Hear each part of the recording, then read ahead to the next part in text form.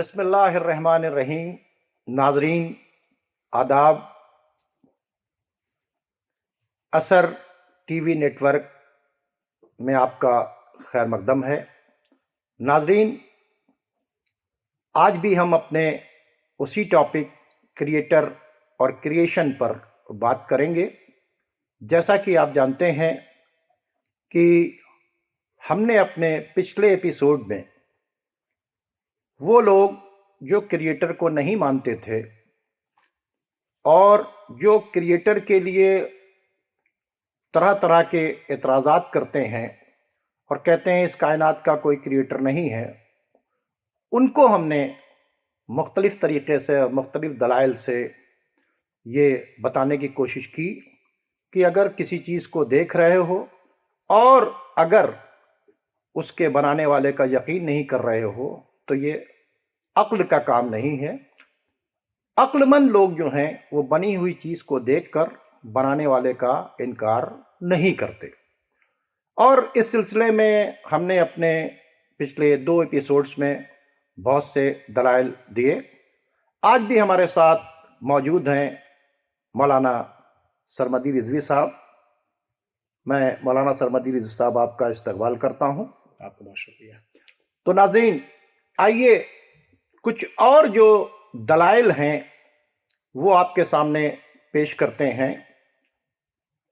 कुछ लोग जो खुदा को नहीं मानते थे, उसमें से एक शख्स मुझसे मिला और लोगों ने कहा कि भाई ये आपसे मिलना चाहते हैं, आपसे बात करना चाहते हैं, तो आप इनको कंसेप्ट ऑफ क्रिएटर जो है वो समझा दीजिएगा, एग्जिस्टेंस ऑफ गॉड समझा दीजिएगा। तो मैंने कहा ठीक है। आए तो मैंने उनसे पूछा कि आप काम क्या करते हैं। उन्होंने जवाब दिया कि मैं शहद का काम करता हूं। हमने कहा अच्छा, क्या करते हैं? कहने लगे हमारे पास बहुत हम शहद की मक्खियों को पालते हैं। हमारे पास छोटे छोटे डिब्बे हैं जिनको हम बाग के अंदर रख देते हैं और उसके बाद शहद की मक्खियां आती हैं और आने के बाद उसके अंदर शहद को जमा करती हैं और फिर हम उसको निकाल लेते हैं। तो हमने कहा है क्या करती हैं शहद की मक्खियां? कहा वो जाती हैं, उड़ती हैं, उसके बाद फूल पर जाती हैं, वहां से रस निकालती हैं, निकालने के बाद वो डिब्बे के अंदर आके जमा कर देती हैं। तो मैंने कहा फिर आप इतना परेशान क्यों हो रहे हैं कि जब आपको समझ में आ गया कि ये फूल जो है रस यहीं से निकलता है, ये मक्खियां यहां से रस निकालती हैं, तो आप एक काम कीजिए कि या तो खुद निकाल लीजिए जो काम मक्खी कर रही है, या फिर इसकी एक ऐसी मशीन बना लीजिए जो यहां से रस निकाल ले और या के जमा कर दे। आपको मक्खियों की जरूरत क्यों है? आप क्यों मजबूर है? एक मशीन बनाइए। और इंसान तो बना सकता है, तरह तरह की मशीनें बना रहा है, बनवा लीजिए। दुनिया में कहीं पर ऑर्डर दीजिए और एक मशीन इस तरह की बना लीजिए। कहने लगे अगर इस तरह की मशीन बन सकती तो बन न गई होती, अभी तक तो कोई नहीं बना सकता। तो मैंने कहा कि करती क्या है मक्खियां? तो कहा कि इसमें से फूलों से रस निकालती हैं, फिर इनके अंदर एक प्रोसेसिंग होती है मक्खियों के अंदर, फिर वो उसको वो वोमिट कर देती हैं लाके डिब्बे के अंदर। तो मैंने कहा कि एक मक्खी को ले जाइए लैब में, है ना, उसको कैसे कैसे फंक्शन करती है, वो अंदर शहद बनाती है, वो काम आप क्या नाम है उसी तरह की एक मशीन बना लीजिए। फूलों से वो रस निकाले, ऑटोमेटिकली मशीन हो और हाइजेनिक होगा, क्योंकि आप वहाँ मशीन काम करेगी और उसके बाद जो उसको कलेक्ट कर लीजिए। तो उनका आप कैसी बात कर रहे हैं, क्या कोई ऐसा कर सकता है? तो हमने कहा इसके मतलब कि आप उस क्रिएटर को अब भी नहीं मानेंगे कि जिसने इतने छोटे से कीड़े को बना दिया और इसको बनाने के बाद उससे क्या कहा कि तुम इस काम को करो। और आज आप 1927 के बाद, यानी बिग बैंग के बाद, आप जो है एतराज़ कर रहे हैं कि इस कायनात का क्रिएटर नहीं है। ये जो फूल खिला है इसका भी क्रिएटर है, ये फूलों से जो रस निकाल रहा है इसका भी क्रिएटर है, और वो चैलेंज कर रहा है कि तुम एक मक्खी नहीं बना सकते, तुम्हारी हैसियत नहीं है, कि तुम ऐसी चीज बना लो जिससे तुम मक्खी का रस निकाल लो। तो वो बड़े मौलाना साहब बड़े ताज्जुब में जी पड़ गए। कहने लगे आपने तो अजीब बात की। और हमने कहा एक बात बताइए कि क्या किया है। कहने मक्खी को की जो रानी मक्खी है उसको हमने डिब्बे के अंदर बंद कर रखा है। तो हमने कहा इसको छोड़ देंगे तो मक्खियां यहाँ आएंगी? नहीं आएगी। तो उसने कहा कि नहीं, नहीं आएंगी। तो मैंने कहा इसके मतलब एक मक्खी होकर अपने लीडर का कहना मान रही है और उसका लीडर जहां के ऊपर है वहां के ऊपर उसके कहने से काम कर रही है। आप कैसे हैं जिसने आपको बनाया है, आप उसको ही नहीं मान रहे और उसका कहना भी नहीं मान रहे। तो नाज़रीन, जो बात है एथियस्ट की कि अगर वो मान लेंगे खुदा को तो फिर उनको खुदा की भी माननी पड़ेगी। तो आइए, मैंने इस वाक़े को सुनाया, अब अपनी बात को आगे बढ़ाते हैं। मौलाना साहब, तो मैं चाहता हूं कि वो एथियस्ट जो जानबूझकर खुदा का इनकार करते हैं उनके सिलसिले में कुछ और मिसालें दे दें, ताकि जो है हम इस टॉपिक पे आगे बढ़ने के बाद नेक्स्ट फिर बातचीत करेंगे कि वो लोग जो खुदा को एक नहीं मानते हैं, फिर हमारा उनसे सवाल होगा। अभी तो जो लोग खुदा को नहीं मानते हैं हमने उन पर अपने दलाइल दिए हैं, तो मैं चाहूँगा कि इसको आप कंटिन्यू करें। बिस्मिल्लाहिर्रहमानिर्रहीम, अल्हम्दुलिल्लाहि रब्बिल आलमीन, वस्सलातु वस्सलामु अला अशरफिल अंबियाइ वल मुरसलीन अबिल कासिम मुहम्मद व आलिहि त्ताहिरीन वल्लअनतु अला अदाइहिम अजमईन, अम्मा बाद। मैं एक बार फिर से शुक्रगुज़ार हूँ असर टीम और जनाब शौकत भारती साहब का कि उन्होंने मुझे ये मौका दिया कि इस प्रोग्राम में आकर अपने नाजरीन से, अपने व्यूवर्स से बात करूँ। हमारा जो मौजू चल रहा है वो क्रिएटर एंड क्रिएशन है, और हमारा ये प्रोग्राम हर उस शख्स के लिए है कि जो अपने इंटेलेक्ट का इस्तेमाल करते हुए ये जानना चाहता है कि आया इस यूनिवर्स का कोई क्रिएटर है या नहीं है।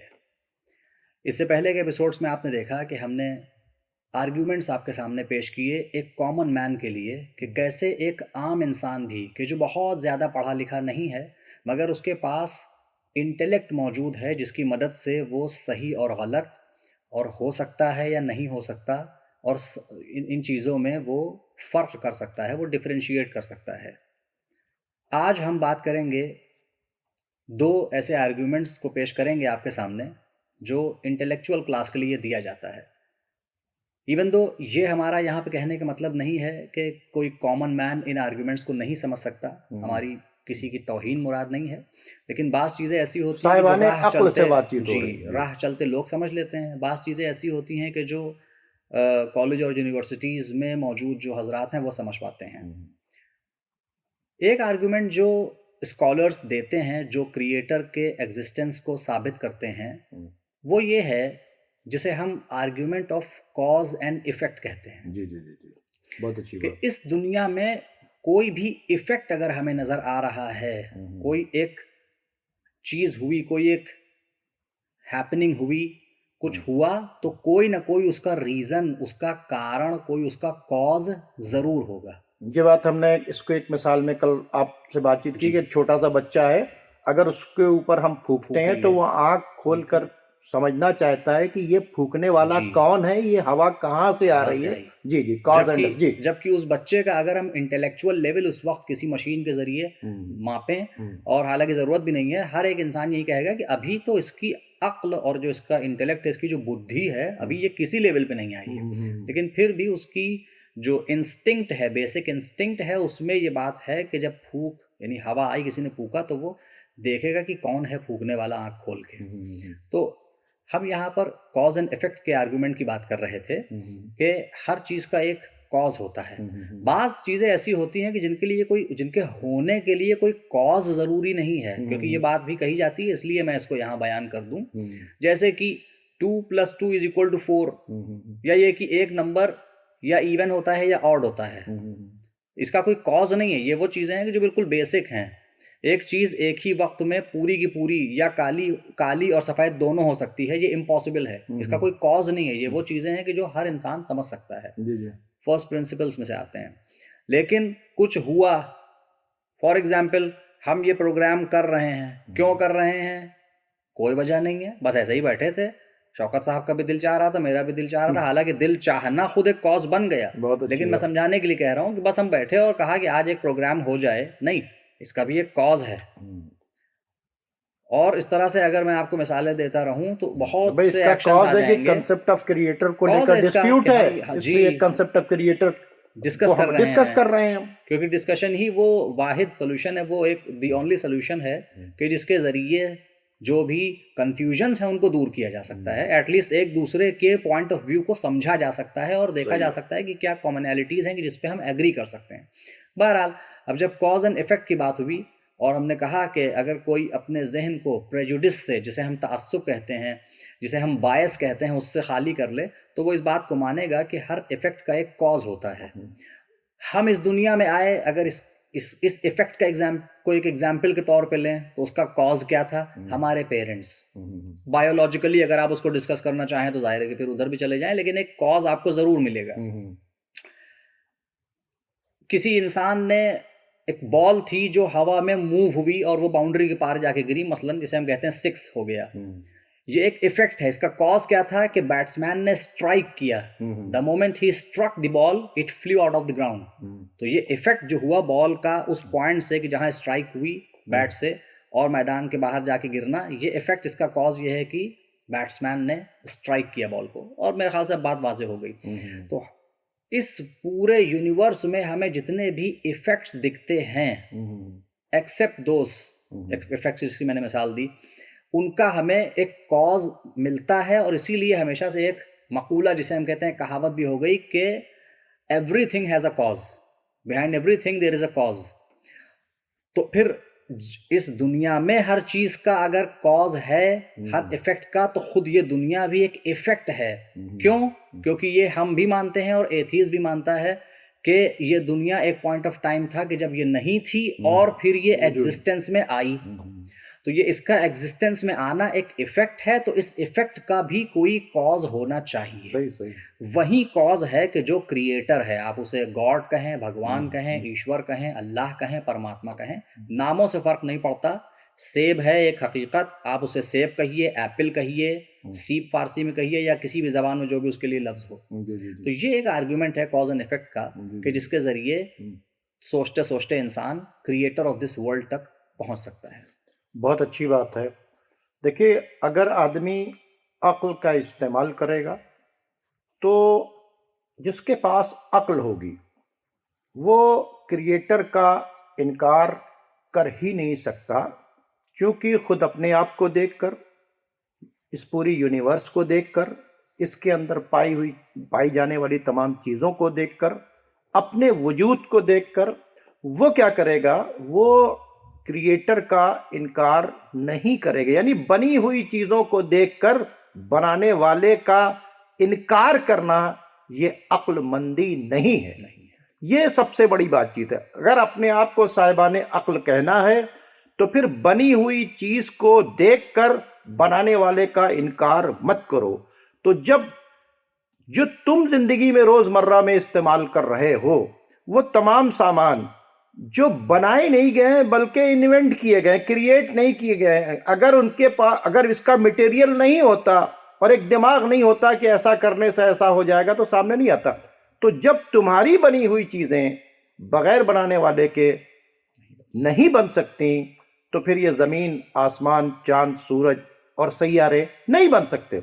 इसकी एक मिसाल, एक औरत थी जिसका शौहर जो था वो एथीस्ट भी था, साइंटिस्ट भी था। वो बहुत परेशान थी औरत कि मैं अपने शौहर के साथ क्या करूं। तो एक दिन क्या हुआ कि जब वो शाम को उसका शौहर आया और आने के बाद उसने कहा आज तो हमारे यहाँ बहुत बड़ा अचंभा हो गया। कहा क्या हुआ? कहा मैं बैठी हुई थी टेबल पर, एक बारगी हवा में एक प्लेट उड़ती हुई आई और मेरे सामने आ गई। कहा फिर थोड़ी देर के बाद एक छुरी जो थी वो उड़ती हुई चली आई। फिर थोड़ी देर के बाद सलाद का सामान उड़ता हुआ चला आया और उसके बाद छुरी ने अपने आप इसको काटना शुरू कर दिया। देखो ये सलाद की प्लेट बनी रखी है। तो उसने कहा कि चलो तुम्हें डॉक्टर को दिखाएं क्योंकि तुम्हारा दिमाग काम नहीं कर रहा है। कहा क्यों? कहा कि अपने आप ना प्लेट आ सकती है, ना अपने आप छुरी आ सकती है, ना अपने आप कट सकती है, और ये तुम प्लेट रख के बैठी हो सैलेड की, ना ये तैयार हो सकती है जब तक इसको तैयार न किया जाए।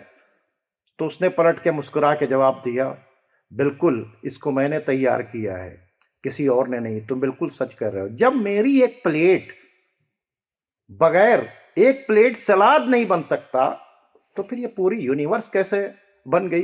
तो उसने ये इस तरह की मिसाल जो है अपने शौहर को दी।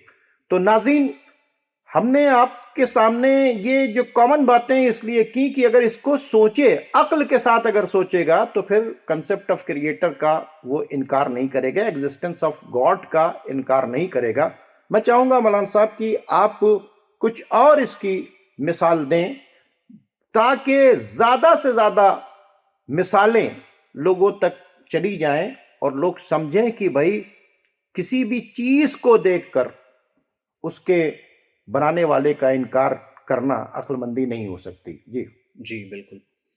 यहाँ पे हम जो दूसरा आर्गुमेंट देंगे अपने व्यूअर्स के लिए, उसे हम आर्गुमेंट ऑफ, जिसे हम अपनी ज़बान में नज़्म कहते हैं, या उसको इंग्लिश में मसलन सिस्टम या अच्छा। फंक्शनैलिटी कह सकते हैं, कि जब हम किसी चीज़ को देखते हैं, और हम अपने व्यूअर्स के लिए इस बात को बयान कर दें कि इससे पहले के एपिसोड में हमने इस आर्गुमेंट को एक स्कैटर्ड फॉर्म में या एक इशारे की तरह डिस्कस किया है, लेकिन अब यहाँ पे इसको हम पूरी लेंथ में आपके सामने डिस्कस करने जा रहे हैं। माफ़ कीजिएगा। ये आर्गुमेंट ये कहता है कि जब हम किसी सिस्टम को देखते हैं, सिस्टम का मतलब क्या है कि कोई एक ऐसी बॉडी जहां एक से ज्यादा कंपोनेंट एक दूसरे के साथ मिलकर काम कर रहे हों, इस तरह से कि उनके फंक्शनैलिटीज आपस में अलाइंड हों, और इस वजह से उसमें किसी किस्म का कोई क्लैश ना हो। जिस तरह से कार के अंदर जैसे एक कार इंजन भी है ना, एक इंसान जब उसको पहिया भी ऑन है। करता है जी, तो जी। वो ऑन हो जाती है। देखिए सिस्टम की आपस में हम आहंगी जिसे हम कहते हैं, यानी सिंक्रोनाइज्ड हैं। ऐसा नहीं है कि वो ऑन किए बगैर कहे कि ये देखिए आपका सिस्टम ही हमने फेल कर दिया, बिना ऑन करे हमने स्टार्ट कर दिया, और देखिए बिना ब्रेक लगाए हमने एक्सेलरेटर से। नहीं, जो सिस्टम है वैसे ही सिस्टम चलेगा और आपस में सिंक्रोनाइज्ड होगा। ब्रेक लगाएंगे तो फिर अब एक्सेलरेटर पर आप जितना भी दबाव डालिए गाड़ी आगे नहीं बढ़ेगी। एक्सेलरेटर पर पैर रखेंगे तो गाड़ी ऐसा नहीं है कि अपनी जगह पर खड़ी रहे, प्रोवाइडेड कि आपकी कार की सारी फंक्शनैलिटी सही हों। तो जैसे एक कार की मिसाल हो गई, उसमें एक ही वक्त में कई एक कंपोनेंट्स साइमल्टेनियसली काम कर रहे होते हैं, इसे हम कहते हैं सिस्टम। खुद हमारी ह्यूमन बॉडी, बहुत से ऐसे काम है कि जो हम वॉलेंटरीली कर रहे हैं, और बहुत कुछ है कि जो इनवॉलेंटरीली हो रहा है, जैसे कि सांस का आना जाना, जैसे कि हमारे दिल का धड़कना, जैसे कि हमारे ब्रेन में थाउजेंड्स ऑफ फंक्शंस एक ही वक्त में चल रहे हैं, है ना। इस तरह से आपकी घड़ी हो गई, आपका मोबाइल फ़ोन, कैलकुलेटर वगैरह वगैरह, कंप्यूटर हो गया, सबसे बड़ी मिसाल आज के दौर की।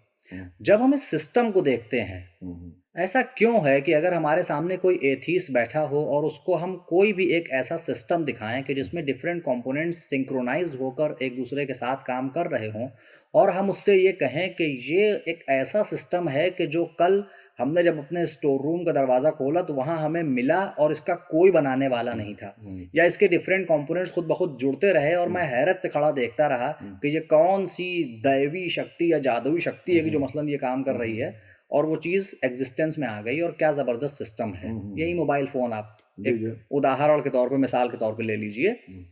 तो दुनिया का कोई एथीस्ट यहाँ पे मुझे समझ में नहीं आता कि ये क्यों नहीं कहता कि क्या किस्मत वाले हो कि तुम्हारे घर में ये चीज़ बनी, और तुम्हारा नाम अब आएगा किताबों में कि ये हैं कि जिनके घर में ये चीज़ सबसे पहले बनी थी, खुद ब खुद।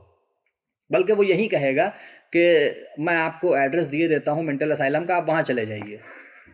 वो यही कहेगा, या कम से कम मेरी अक्ल पे मातम करेगा। उसको अफसोस होगा कि ये कौन बेवकूफ़ आदमी है जिसके साथ मैं अपना वक्त बर्बाद कर रहा हूँ।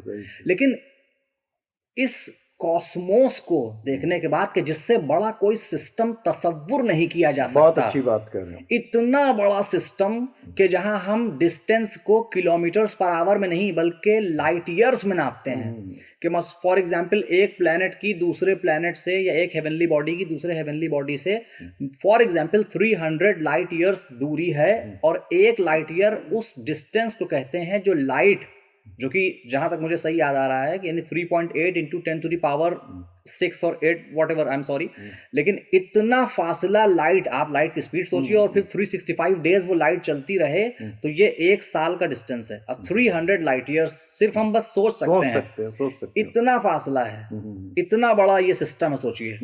और उसके बाद इस सिस्टम में हमें ये नज्म नजर आता है, ये यानी खुद इस सिस्टम में ये सिस्टम नजर आता है कि फंक्शनैलिटीज हैं, ऑर्बिट्स में हर प्लैनेट अपनी घूम रहा है, सन सेंटर है उसका, इस तरह के कितने सोलर सिस्टम हैं, हर प्लैनेट की अपनी सैटेलाइट्स हैं, फिर उसके बाद डिफरेंट गैलेक्सीज हैं, हम खुद आकाश गंगा में हैं, इस तरह की कितनी गैलेक्सीज हैं, क्या क्या है।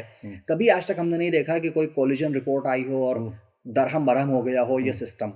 क्या हमारी अक्ल खुद इस बात की हमें दावत नहीं देती कि इतने बड़े सिस्टम को देखकर, जैसे कि छोटे से सिस्टम को देखकर हम एक क्रिएटर की तरफ जाते हैं, मोबाइल का क्रिएटर, लैपटॉप का क्रिएटर, कैमरे का क्रिएटर, कार का क्रिएटर, तो इस कायनात का क्या कोई क्रिएटर नहीं है?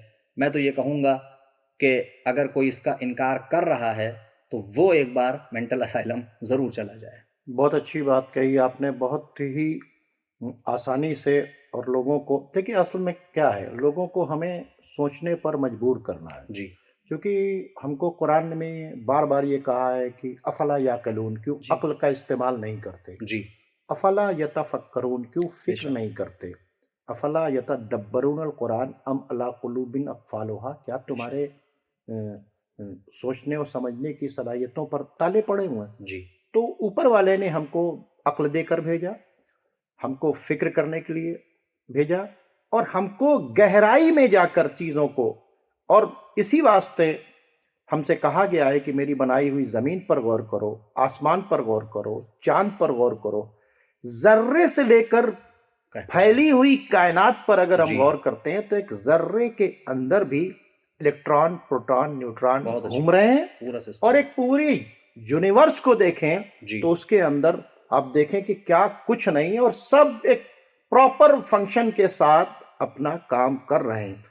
इतना बड़ा डिजाइन, इतनी जबरदस्ती जो इंसान के बस के बाहर है, कोई इसका बनाने वाला नहीं।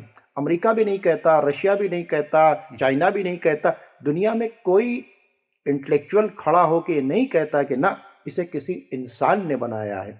लेकिन उसके बावजूद भी जिसने इस पूरी यूनिवर्स को बनाया है उसका इनकार किया जाता है। ये बड़े अफसोस की बातचीत है। मैं चाहूँगा कि आप हमारे नाजरीन को कुछ और मिसाल दें कंसेप्ट ऑफ क्रिएटर से रिलेटेड, ताकि हम लोगों को, यानी उसके बनाए हुए क्रिएशन को उसके क्रिएटर से जोड़ें।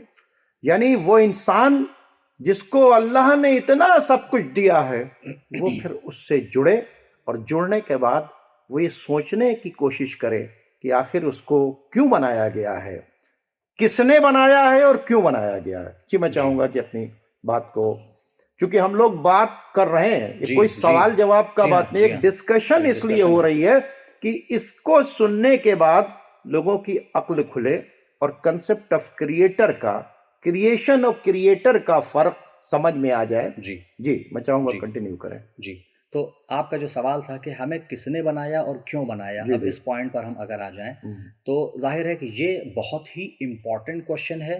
और उससे ज़्यादा इम्पॉर्टेंट ये है कि इसका जवाब, क्योंकि ख़ुद इसका जवाब भी बहुत ज़रूरी भी है और बहुत ही यानी ये एक ऐसा जवाब है कि जिसको आसान शब्दों में हमारे व्यूवर्स तक हम चाहेंगे कि इसको पहुंचाएं। मैं अपने हिसाब से, अपनी जितनी मेरी पॉसिबल कैपेबिलिटी है, मैं कोशिश करता हूं। देखिए, महसूस होने वाली जो बातें होती हैं, उनसे जो अक्ल की बातें हैं वो बयान की जाती, उनके ज़रिए से, उनके यानी मदद से। और यही तरीक़ा आप अगर जाकर अपनी रिलीजियस, आप अगर हिंदू हैं तो वेद और कुरान को जाके पढ़ें, अगर आप मुस्लिम हैं तो कुरान को जाके पढ़ें, और आप अगर क्रिश्चियन हैं तो बाइबिल को जाके पढ़ें, और जिस जिस मज़हब में भी आपकी जो किताब है, जो आपका ग्रंथ है, उसको आप जाके पढ़ें, तो वहाँ पर मिसालों के ज़रिए से बातों को आसान करके बताया जी गया जी है, जी जी। इसलिए कि मिसाल को हम महसूस कर सकते हैं, और जो अक्ल में आने वाली बात है उसको हम इन मिसालों के ज़रिए से समझ सकते हैं, जिसे हम कहते हैं कि माकूलात को महसूसात के ज़रिए बयान करना। अब आप देखिए, आप खुद जब किसी चीज़ को क्रिएट करते हैं, जी जी। शौकत अंकल, जी आप जी जी बताइएगा। जी जी जब आप किसी चीज़ को क्रिएट करते हैं तो आप उस वक्त उसके क्रिएटर हैं। जी आप ये चाहते हैं कि आपका जितना भी टैलेंट है, हम्म, आपके उस टैलेंट को उस आप अपने क्रिएशन में पूरी तरह से चाहते हैं कि मैनिफेस्ट हो जाए, यानी उभर के सामने आ जाए। जैसे कि एक शख्स है, वो आर्टिस्ट है। हम्म, आर्टिस्ट को कोई देखने नहीं आ रहा है, लोग हम्म, जानते हैं कि ये किसने बनाई है, लेकिन लोगों की तवज्जो उसकी पेंटिंग की तरफ होती है। हम्म, वो ये चाहता है कि मैं अपनी इस पेंटिंग में ऐसे ऐसे कलर्स भर दूं और उनका ऐसा बेहतरीन कॉम्बिनेशन सामने ला के रखूं कि देखने वाला मुझसे मिले बगैर मेरे टैलेंट से मुलाकात कर ले। वो अपने यानी क्रिएशन में अपनी झलक देखना चाहता है। बहुत अच्छी बात। क्रिएटर अपने क्रिएशन में अपना अक्स देखना चाहता है, अपनी इमेज देखना चाहता है। किस चीज़ की इमेज? अपने टैलेंट की, कि कोई उसको देखे तो उसको क्रिएशन को देखकर क्रिएटर तक पहुंचे। क्या कहना, क्या पेंटिंग है ये, असल में पेंटिंग की नहीं, क्रिएटर यानी पेंटर की, उस आर्टिस्ट की तारीफ है।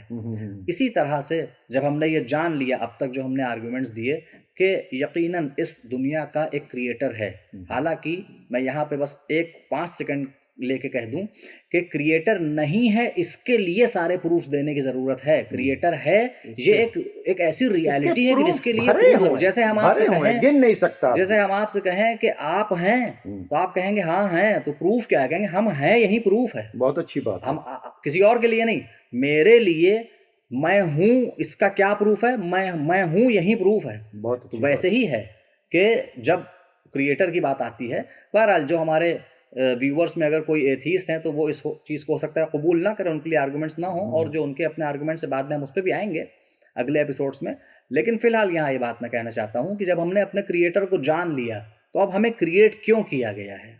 इसलिए क्रिएट किया गया है। सारे धर्मों की जो हमारे ग्रंथों में बातें हैं, मैं ये नहीं कह रहा कि मैंने सारे ग्रंथों को शुरू से आखिर तक पढ़ा है, मगर जो जाना है उसका मैं आपके सामने निचोड़ और खुलासा, जिसे हम कहते हैं संक्षेप, में आपके सामने बयान कर रहा हूँ कि उसका निचोड़ ये है, सारे धर्मों की किताबों में जो लिखा है कि क्रिएटर ने हमें क्रिएट इसलिए किया। मैं सारी यूनिवर्स की बात नहीं कर रहा, मैं ह्यूमन बीइंग की बात कर रहा हूँ, क्योंकि हमें अपने क्रिएशन का मकसद जानना है। हमें इसलिए क्रिएट किया ताकि जो उस क्रिएटर के पास कमालात हैं, जो टैलेंट्स हैं, जो कि उसके अंदर कैपेबिलिटीज़ हैं, वो उसकी क्रिएशन में उसको नज़र आए। ये और बात है कि वो क्रिएटर रहेगा और हम क्रिएशन रहेंगे, हम कभी क्रिएटर नहीं हो सकते। और वो फ़र्क हमेशा इस बेसिस पे कायम रहेगा कि हमारे अंदर कोई भी टैलेंट होगा तो उसका दिया हुआ होगा, उसके अंदर जो टैलेंट है वो किसी का दिया हुआ नहीं, उसका अपना है।